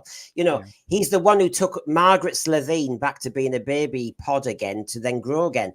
I mean, suddenly he has an issue with any death at all. Well, he's not the doctor, is he? Because he got split from a so-called real doctor. That's why he said he was terrified of Jinx Monsoon. Jinx Monsoon is the Celestial Toymaker's daughter, and she was released. What? Hold on, but she can't be the daughter because she's a man. It doesn't matter. Also, no, she's a they. I'm confused. She's a they, and clearly has a penis. I mean, didn't whack it in my face, but like very, very clearly presenting as a man dressed as a woman. So it's a they. Hold on. So, what's so terrifying about this? Well, Ian, he says in his dialogue, one of the most the shooty doctor says to Ruby in the Devil's Chord, he says, I cannot face anybody of the power of the Toymaker again because I was ripped in two. Now they played pitch and toss, for God's sake, you know, and the Toymaker made a mistake, didn't he? And that so destroyed him, a bit like Logopolis destroyed Tom Baker, you know, big stuff, or the Planet of the Spiders, all that radiation. It was up there with that, Ian, that suddenly he was torn in two because they played rounders. So anyway, so then again, I forget all the layers of awful, right? And you got to go through them. It's shocking. Okay, tomorrow night on this channel, I'm going to do an in-depth review, and we'll do I'll do screen grabs, and we'll go all the way through it. Because like your brain can't comprehend how bad it. And the first one they could have got away with. Second one. So anyway, so the doctor's terrified of it, and she like runs and I can't face it. And he does this thing with a sonic screwdriver, which looks like a sex toy, and not in a good way. And that makes there's no sound, which then the maestro Jinx Monsoon breaks. And again, she's so off-putting. Hold on, so is both stories linked in? The baby one? No. Oh, okay. In fact, they indicate there's about 6 months between them, right? Because in the first story they say it's all around Christmas, right? They connect up her phone and it's Christmas and they go and visit at Christmas, right? So it's just after Christmas special. Then the next one, when she wants to, they do like in Pyramids of Mars, and she wants to see the future. So, well, we all survived. Everything's okay. So fine, I'll take you back to your time. 2024. Yeah. When was it? June or July? So I'm not sure. So 6 months have gone by. But anyways. What about near the end? I mean, Ian, it gets better. Right, the story's finished. Devil's Chord. They've had their song and dance number, and as they're walking towards the TARDIS, you know, Abbey Road. You know I forgot. Yeah. Yes, they dance on the zebra crossing, and it makes notes, and it lights up. It's like big. Yeah. So they do a dance. Okay, so what they're trying to do is they're trying to throw out the logic of Doctor Who, the actual logic that glues everything together. And now what they're saying is this is kind of like a cartoon fantasy. No, okay, this is what they're saying. This is a super gay, diverse Harry Potter replacement. Okay. This is super gay. In fact, here, 1 second. Look at this poster. Super gay, diverse Harry Potter replacement. I think I just nailed it. That's exactly what they again, they think people are going to look at Jinx Monsoon and go, oh, that's so cool. And the dance number go, oh, it's the greatest ever. And I'm like, God bless Dan. He did, I guess. I can't believe that Russell T has done this to Doctor Who. Do you reckon in the future, right, when the contract's all done and everything and he's out of it and Doctor Who's rated less, he'll turn up and say, I did it deliberately because I didn't want it with Disney. I did all this deliberately so I can get out of Disney. I don't know. Maybe that's totally a long shot. Rusty Davis's I think he's like insanity. I will give him there is some credit I will give him. I've seen posts on X, etc. tonight. And I get the impression some people are more impressed with virtue signaling, tiny episodes of emotional isolation that makes no sense to a story. There's no plot, no nothing. But in little moments, you think, oh, that 1 minute is brilliant. Oh, and that minute over there was brilliant. And they love it. It's like tiny stunt casting of seconds of scenes. And that is impressing some people to say that Devil's Chord got 9 out of 10, that Space Baby's got about 6 or 7 out of 10. Honestly, to me, Ian, and I, you know, like you, I've seen it and all the rest of it over the years. This is the closest, way beyond Timeless Children. This is a seminal moment, I do think. Oh wow! Again, right? You know, we all knew it was going to be bad, but I didn't realize it was No, really it's bad. worse than you thought. It really is generally worse than you thought. That's terrible. It like shows such a okay. The Space Babies were. If you've never had kids, you think babies are like cute, like Cabbage Patch dolls. Once you've had kids, you have a very different relationship with babies, right? I don't think you dislike them, but like the way they're acting is so stupid. Oh, that's the thing. Okay. If I was reading from 2004 over Sabbath, right? I take Sabbath off. In 2004, I was reading the complete Tom Baker, volume 1 and 2, and you have different people commenting on different Tom Baker stories.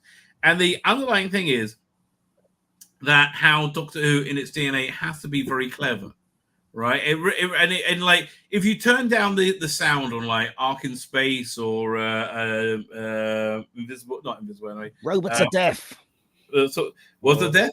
Robots are deaf. Brilliant. Robots are deaf. I was going the one before, Face of Evil. They look shit. They look like bog standard. They look like But when you listen to them, they're perfectly judged melodrama, right? Yes, absolutely. This isn't very clever.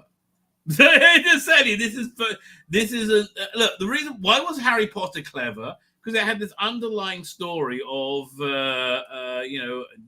oppression, oppressing the weak, the strong oppressing the weak, and basically the whole fascism. They had a real story at the bottom.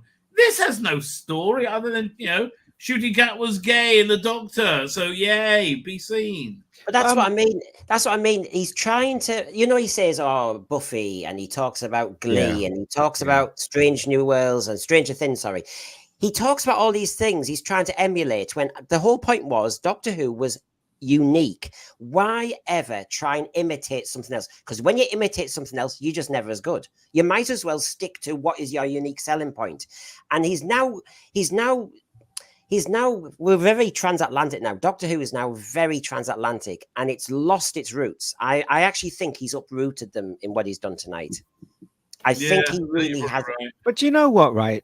I mean, they cast obviously Shooty and Millie. All they had to do, right? If Russell T wanted trans actors to be in it and stuff like that, why didn't he just do something that was Doctor Who? Why did he have to introduce? Look. I think the message. It's all about the message. No. When you look at it from his end, right? And let me guess what he's trying to. He's trying to fight for the rights of trans people being on screen, people of color being on screen. It doesn't matter if you call it woke. I guess that's what it means. It means getting those people on screen, right? Diversity. Instead of treating it with respect, the Doctor Who show, and having these people in it, because he hasn't. He's literally gone the other way with this. Completely. Yeah, right? It's bizarre. This doesn't make any sense. None of it. Yeah, he's very far away from what I would say the essence of Doctor Who is. Yeah, and like so far, I wouldn't say it's Doctor Who. It's really not Doctor Who. Did you think? I mean, there was a moment, and I saw it in the clip before the program. But when the maestro comes down the piano chord or whatever it is, and it's like he's like the child catcher in Chitty Chitty Bang Bang. Yes, but he's like sniffing out the Doctor. Yes. And for a second, you think, oh, we've got a bit of jeopardy. Now, if they continued like that for the rest of the episode, as Ian's saying, if you can do what you want with the representation, but just make sure it is Doctor Who and it works and we have tension. But it was blown again. I mean, it made no sense. Why did the Doctor have a piano on the top floor, on the of the apartment just for her to play a tune? He could have taken Ruby into a back cupboard and played a blooming tune. Yeah, but the point I'm trying to make is that he could have had his cake and eat it. Yeah, he could have really worked, right? He could have made the whole thing work. He could have had a decent story. I mean, Millie Gibson, it doesn't matter how gay Shooty is. That's who he is, I guess, in real life. They could have surrounded him with some really tense great stories, so that Doctor Who is back. But why did they choose to go in this direction? That's the question. Again, because their brain is addled by the woke mind virus. Yeah, but I mean, Russell T's really proved himself. Yeah, but Rabbi, Russell T proved himself in the 2000s, right? That he can write decent Doctor again, Who. since then his brain got addled by the woke mind virus. We were all fine in 2005. We're all fine in 2015. Brexit and Trump comes along, everyone goes, and they make shit for the rest of their lives. I don't know what to tell you. Yeah. He's still got the same political messaging as before. Fine. So you can say tick, because RTD, you expect that. RTD still does puerile humor. Tick, it's in there. As you were saying, Rabbi, I have no problem with the gags as long as there is a whole show behind it. Right. There is. That's the thing. They're like, okay, in their minds, they think Ncuti Gatwa is the greatest thing ever. And anybody who doesn't think so must be insane or a racist, because he's the greatest thing ever. That's really how they think. And that papers over all the cracks. And if on Friday I watched Dune Part 2 again, right? I've been wanting to have a rewatch of it. I watched it specifically because I wanted to see Austin Butler's performance, right? And Mesmer, he played Fade, the nephew of the bad guy, and he was also in another show I like called Masters of the Air, playing a very different role. That's a great actor, right? That actor commands your attention whenever you see him, right? And he's the caliber of actor that he thinks Ncuti Gatwa is. And he would be a great Doctor, quite frankly. I mean, again, this guy is a fantastic actor. Ncuti just isn't. He's mediocre. Yeah. He is just mediocre with another 70, points added on because he's black and gay. And the point is, Ian, if you ever dared watch the 2 episodes, it did seem to be, as Rabbi's saying, and I have to say, Ncuti comes across, I think, okay. The 2 episodes seem to be a platform made for him, but the platform doesn't have any plot sense. So basically, everything is hinging on him. And Millie working out. And that's why there's moments when they seem to have some good chemistry. They're laughing at each other. They're really happy with each other. They're really into but the trouble is the plot isn't there. And there's no story really going on there. It's just all platform in Ncuti. As what did RTD say in one of his interviews? He said, in 5 years, I'm so lucky, in 5 years he'll be the new James Bond or something. Well, I tell you what, this is going to be for you. Yeah, that's his arrogance. It's not going to be the new James Bond. It's not going to be the new Harry Potter, because look, bottom line, it's shit, right? And they don't realize it's shit because they live in a tiny little bubble. Look, here's what you need for your show to succeed, right? They do the normal Disney hypnosis, right? They hype it, and then everybody goes, well, it must be good. They're hyping it so much, right? So it's cool. And then people watch it, they don't want to believe it's as shit as it is. But that doesn't really work anymore. The only way to make a show that's good is make a show success is make it good. Fallout, right? Fallout was a good show, so it succeeded. It's that bloody simple. I didn't really like Shogun, but I think Shogun was probably a good show. That's why it succeeded, right? This isn't good enough. Bottom line, it's weird shit of like dancing and the Doctor and like what's going on. Yeah, you know why it's kind of good they don't have classic monsters in this? Because Daleks and Cybermen don't fit in to this universe, right? They got to be like significantly reimagined. Like, okay, remember the Dalek they had in Space Jam, right? That would work in this universe, right? But like Daleks don't. It's a shame, really, that they're doing this, isn't there, Rabbi? Because the fact that people like us. I mean, I think Gary said it. When I was on Bowstrick's channel, he said, no kids are going to be watching this. And he's right. We are, not me, obviously, but you guys, old Doctor Who fans will watch this. They'll obviously be turned off by this. And that's what they should be catering for, people like you guys. And again, I don't understand the logic behind this. What person sat in the writer's room and said, let's do Doctor Who, and let's have a big dance number at the ending? Why? I don't understand that logic. What's that? It's designed for moments on TikTok. Yeah, right? yeah. That's what it's designed for. Viral moments on TikTok, which are vapid and empty and shallow, frankly. What they should have done, by the way, right, is do a show that's actually like Doctor Who, but you can do a fun, Stephen 17, bubbly, Douglas Adams-y type version of Doctor Who. That's fine. But they should have just had a TikTok exclusive stories, right? Do them in like 2-minute blocks, whatever, and like and that use that to feed people in. Don't make the actual show shit like it's a TikTok video. And that's really what it feels like, a TikTok video. You know, RTD used to. I mean, God, we've heard it all, seen all the interviews, we've seen all the documentaries. When he brought it back in 2005, they had tonal meetings. And what it seemed to me with the Devil's Chord, for example, is those first minute or two, I thought if it stays like this, I could live with it just about. 2 people died. The kid died, and then that man was tortured to death. And you think, no, the kid didn't die. The kid never existed.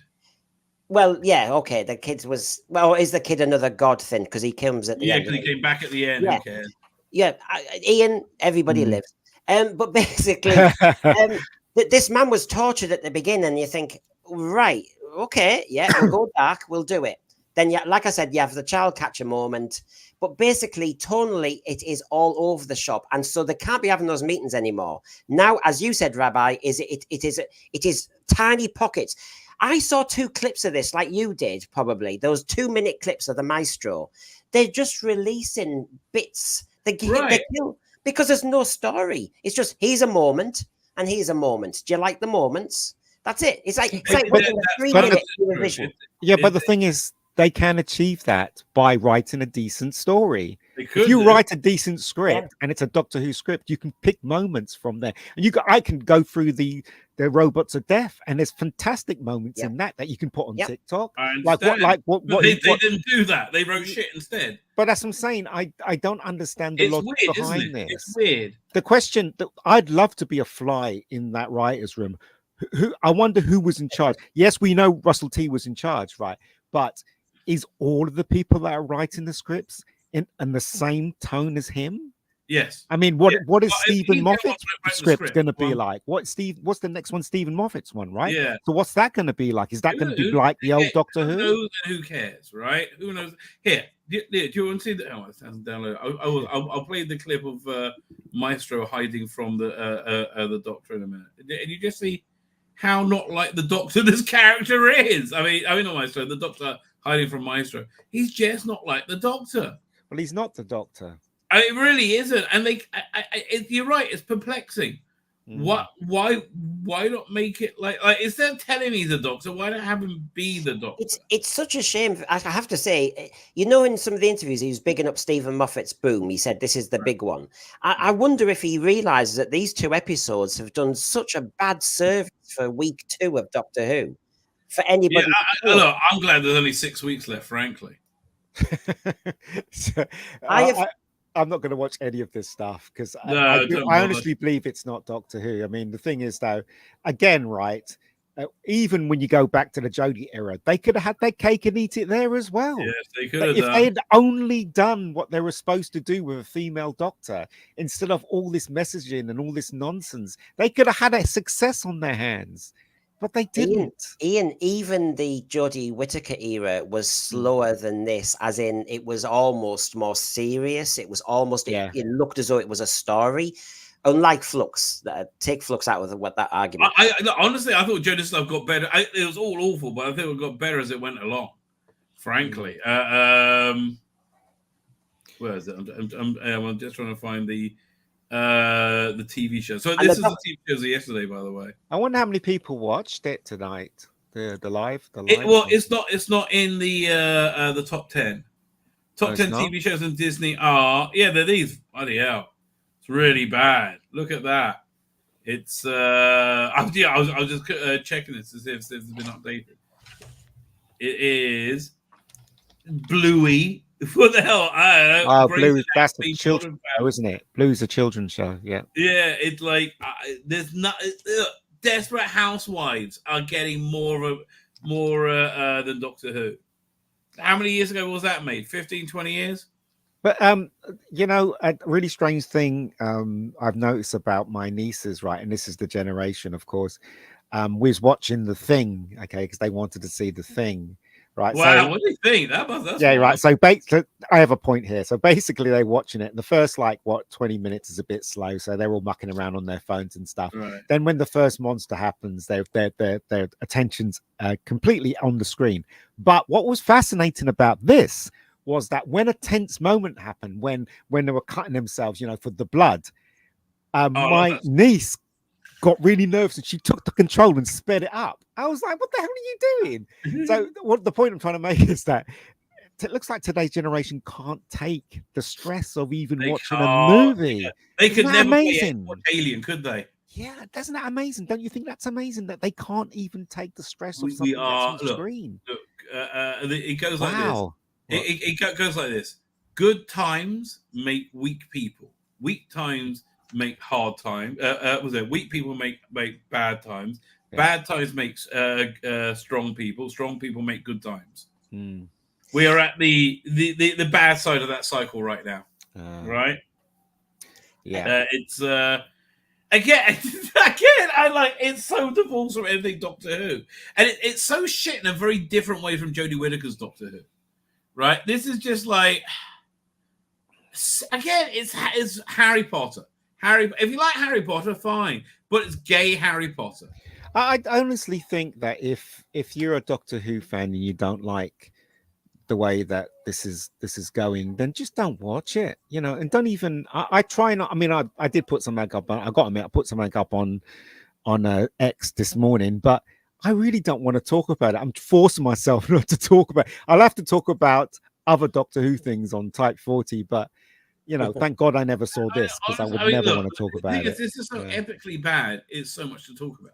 Well, I'll listen to you then because I'm not watching this. The thing that makes it really laugh is I'd love to hear all those Hollywood media agencies saying in their interviews when they make a program, we are trying to be like Doctor Who, because I don't hear anybody saying they want to be like Doctor Who. And from what nobody wants to be like this Doctor Who. And from what I saw tonight, I mean, I'm seeing Kelly Lynch in the thread there, Rabbi. I mean, honestly, I think Harry Potter is so much better than this.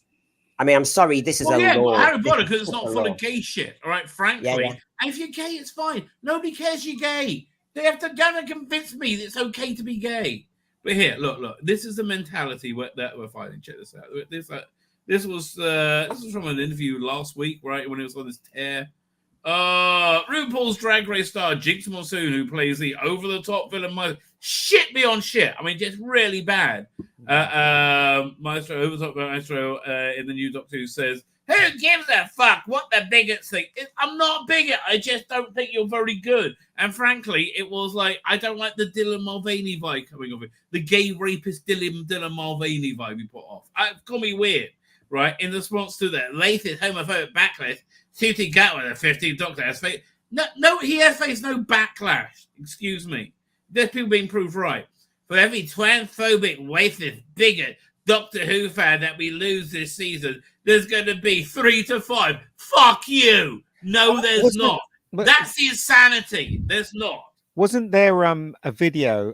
I don't know. I only caught a bit of it where David Tennant was saying that they're on the right side of history. Oh, listen, that got my channel a copyright strike. I'm not. No, it's just.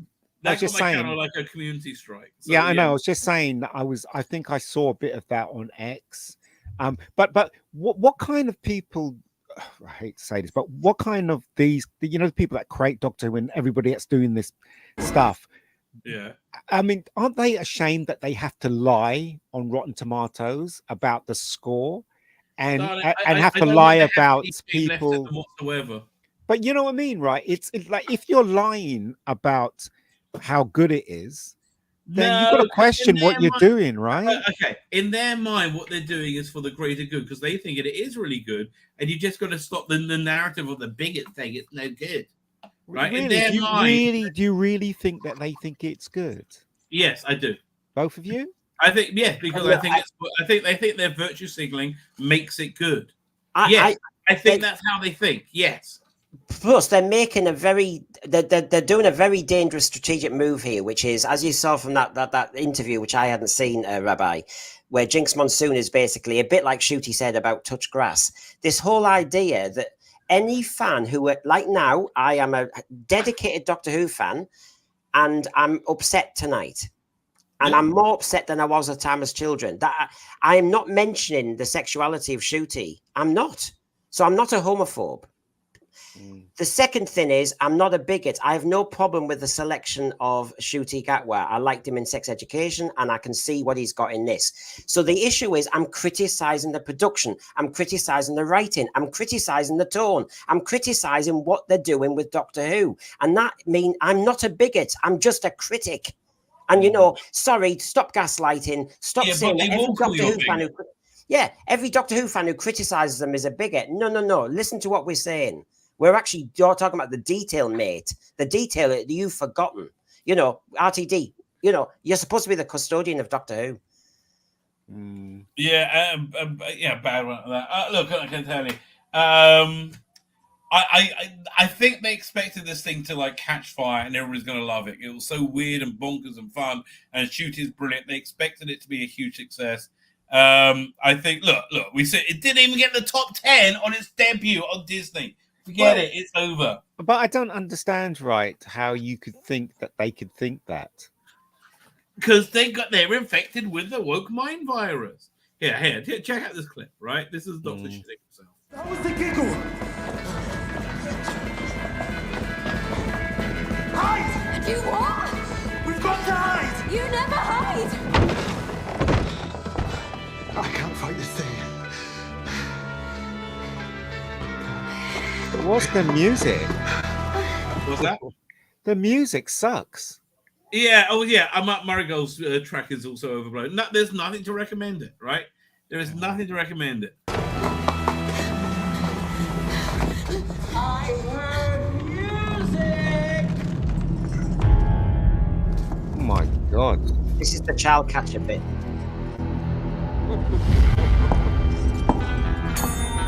Yeah, I absolutely hate this villain. Right? What's the music? Was it a Bond thing or something? It's one of the many things I haven't paid attention to. This.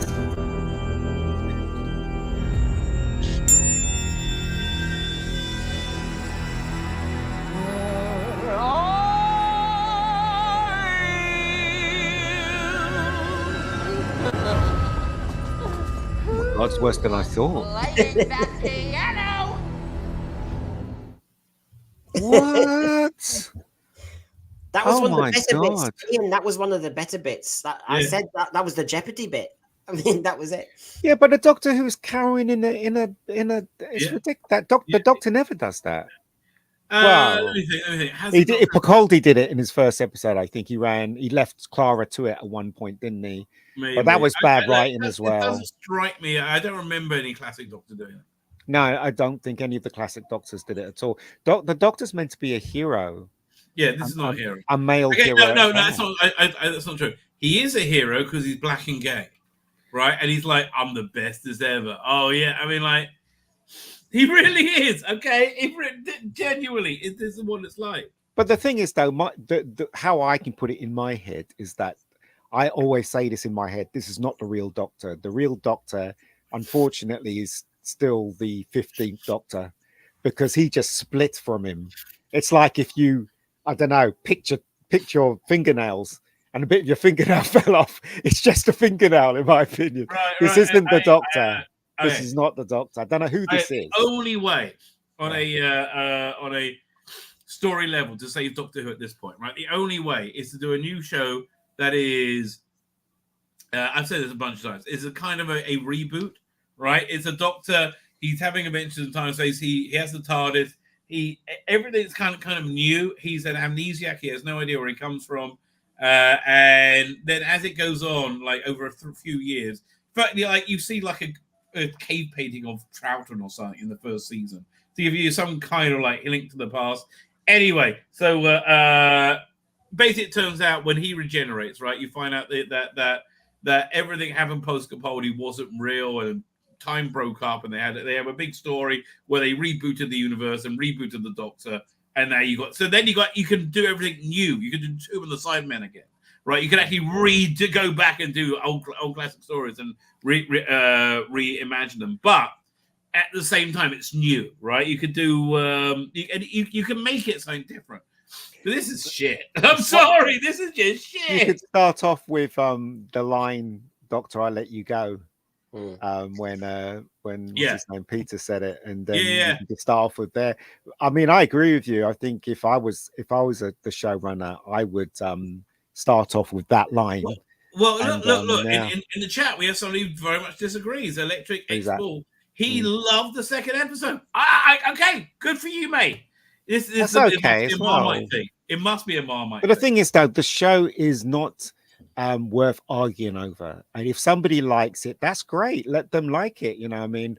But we can only speak from our point of view. You know? Yeah. Honestly, I went in wanting to like it. I was a bit bummed I had that copyright, that community strike. But I was like, generally speaking, I was in a decent place. Why did you get a community strike? Well, because I was talking about David Tennant being, certainly not a groomer, right? God, that was a great video as well because I played David Tennant, being David Tennant, and I played this girl who was a detransitioner who talked about how awful it was. That's literally everything her father cared about was her identity. Anyway, look again. You want to hear a great Doctor Who episode? Go to Dr. Abbott's channel. Man, it was really good. But if I can pick up what, like you said, Electric X-Ball, what he said. I mean, if you like the episode, great. I got the impression that these two episodes are Marmite. Some will love them, some will really dislike them. But that's the strategy that's come wrong. RTD had only 8 episodes to revive this whole series. Wouldn't you have surely played safe? Like you said, Rabbi, safe Doctor Who. Just give us... No, he's not. No, honestly, I think Doctor Who is important to always push forward. But again, he's just bonkers, right? Look, Electric X-Ball, I fundamentally disagree with this point. You said the Doctor should have a thing for everybody. I don't think so. Honestly, I don't think so. I think the Doctor should have a thing for nobody, right? I think he should be... nothing... Everything is always about sex. Everything doesn't always have to be about sex, right? We can have stuff not about sex occasionally, right? Crazily enough, and it's fine. Like I don't understand why everything always has to be about bloody sex. And this is about somebody who is permanently horny. Like, okay, Maggie, have you ever met somebody who was less permanently horny than me? Do I need to answer that question? I think everybody knows the answer to that one. I mean, come on. Yeah, I don't know. Listen, this isn't Doctor Who for me, but if people like it, that's fine. I just hope for the people that like it, I hope this, is a success for you guys and you keep Doctor Who alive. But as I said, and I'll state this again, we can only speak from our point of view. That's the whole point of live streams, right? That's the whole point, Right. Look, why is it that YouTube gets much more traction than anything else? Because of people talking normally about things they care about. Russell Davis said that, we've got to make Doctor Who about the conversation people have today. The main conversation that most people have today is, will you woke fucks just shut up? Just shut up, you cunt. Always going on. They're Thursday. Oh, it's so great. Fuck, shut up. Like, God, nobody. There is nobody ever who goes, oh, people in wheelchair. I hate those cunts. Let's go and round them up and put them in a gas chamber. Nobody does that, okay? There is no prejudice against wheelchair users. Leave me alone. Don't they have to use the Daleks in this? Otherwise, they'll lose the copyright over the Daleks. But Daleks just wouldn't fit in, right? Wouldn't fit. Fine, listen, it's 12:15 for me. I'm cream cracking, mate. I want to go to bed. So I want to wrap up. Does anybody have closing thoughts? I'm not going to watch. I will. I'll be. I'll support Dan on his channel, obviously, but I'm not going to be watching this anymore. So, not anymore. Never. Now I'm going to go back and I'm actually watching the Peter Davison season 20 on my Blu-ray. So I'm going to carry on watching I'm that. going through season 15 right now. I'm loving every minute of it. Minute of it. Yeah. So there you go. By the way, Electric X-Ball, totally agree. Listen, I hope next week we all love it. Yeah, wouldn't that be great?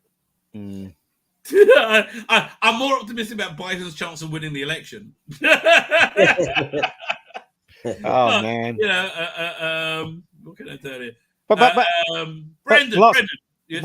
the last thing I would say is that Yeah. look, don't rag on people that have a different opinion on you. Exactly. That's what makes the world go round, that people have different opinions. And also remember that because people have different opinions, that's how you move forward in life. Do you know what I mean? Sometimes you hear someone's opinion, you agree, sometimes you don't. Do you know what I mean? It's all about the knowledge of learning on both sides, and then you can come to your own conclusion. If you don't hear both sides, you ain't going to come to any conclusion. No, you're just going to sit on the fence. And, So it's it's a fine good when thing. people don't agree with you. Yeah, it's a good It's thing. in my fine. opinion. We forgot Yeah. that in the world. It's fine when people don't agree with you.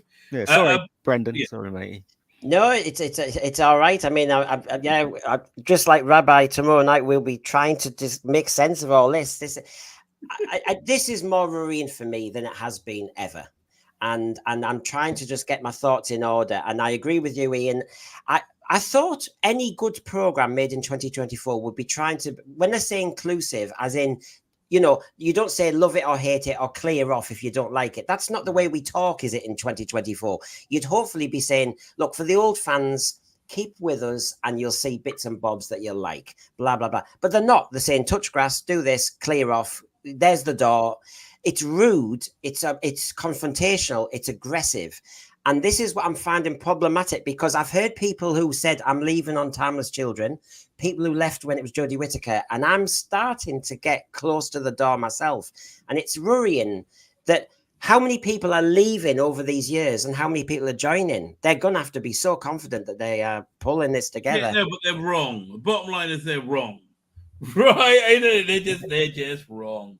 Anyway. Do you want to plug your channel?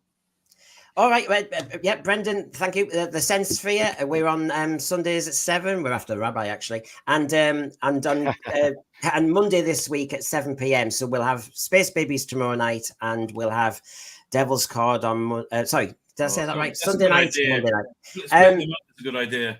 Yeah, we're splitting them up because like you say, you've got a headache. I have to say, gosh, if you do both of them together. So we're going to do that. We do a lot of debates on our channel. So please check out, we've done a 50-odd shows. We only started at the Giggle. That's when we started. Wow, so, blimey, you guys are going. Wow. So we've been... clappers, she cried. But thanks for the shout out. Thanks. It's good meeting you, Brendan. Yeah, no, well, I've seen you so many times, you know, on various ends, so it's great to say hello. Oh, great. And the same with Rabbi. Fine. With that, I'm going to wrap up. I am back tomorrow night on this, my Exile channel. Although we had a nice audience for. You know what? I don't even know the email address of this channel, so I can't get into the YouTube studio and find out what my stats are. I'm like, whatever. I don't give a shit. I really have no idea what the email address is. Anyway, I'm back tomorrow night on this channel. We are going to do a deep dive in probably space, but I don't think I can do both. And then we'll do Devil's Chord. Devil's Chord's so bad though. Oh, it's so bad. Anyway, so if you want to know what it's like without actually watching it, we will do a deep dive tomorrow night with screen grabs that will you will feel experience, but we will take the piss out of it liberally, as should be done. Anyway, with that, ladies and gentlemen, I'm going to hit the end broadcast one. I'm going to hit it again and say good night, good luck, and may your